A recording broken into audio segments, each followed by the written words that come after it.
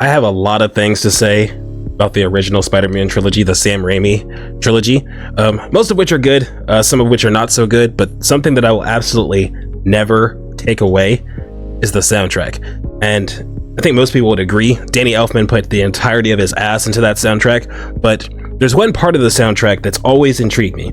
Like, I actually remember being in the theater and actually just thinking to myself, like, wow, this soundtrack, like, it sounds more like Spider-Man than like the original Spider-Man thing, you know, the Spider-Man. And I never understood. So like, as we were leaving the theater, I remember asking my dad, I was just like, hey dad, why is it that Spider-Man theme sounded so much more like Spider-Man than the real Spider-Man theme? And of course, my dad, he was not a music nerd, so he didn't have an answer for me.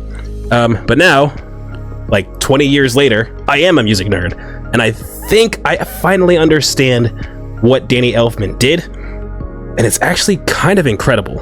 What Danny Elfman does is that he uses the soundtrack to actually tell a story, and to put it quite simply, he explains to you exactly who Spider-Man is without a single word being spoken.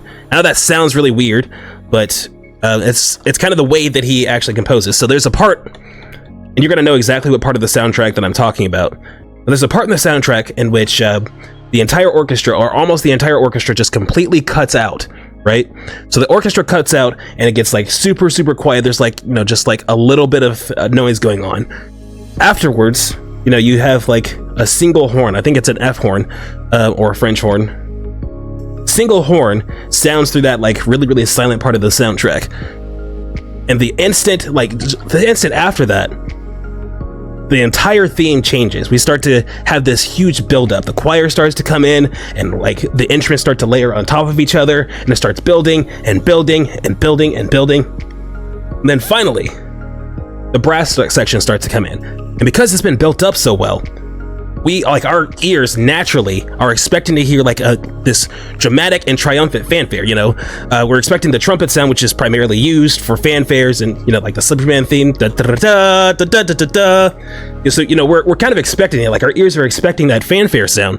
And the thing is, Elfman gives us that sound, but instead of actually giving us a fanfare, he does something kind of incredible. So instead of this triumphant fanfare sound, he instead gives us this slow descending horn line.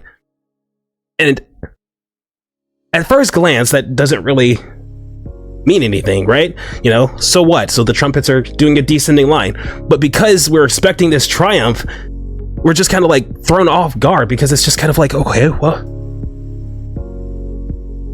what's going on? I thought we were going to be happy and triumphant. You know, this is a superhero soundtrack. And so our ears are expecting it, our minds are expecting it, but instead we have this slow sound, and which is primarily used for, like, you know, sadness and melancholy and all that kind of stuff. That's what Spider-Man is, right?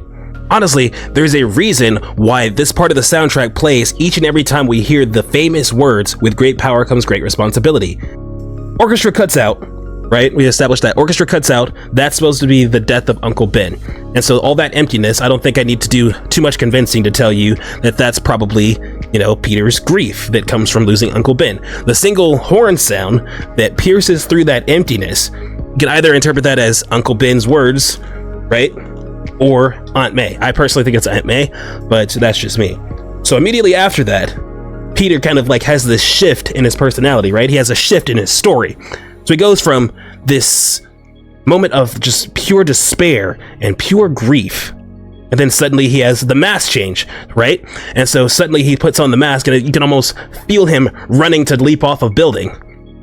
And so the instant you actually get to that point, you know, all the build up and stuff like that, the choir, and then finally the horns come in, finally the trumpets come in, and he jumps off that building into the superhero, like he is a superhero, but at the same time, instead of being triumphant, he's sad because of all the grief, all of the grief and responsibility that he has.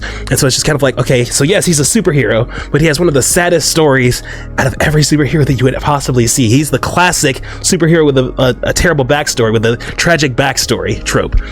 Again, don't take my word for it. I want you to listen and see if you can hear it.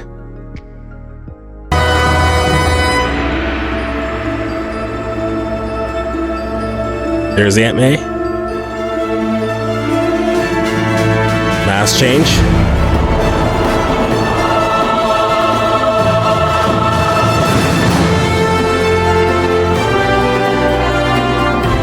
It's so good. It's so good.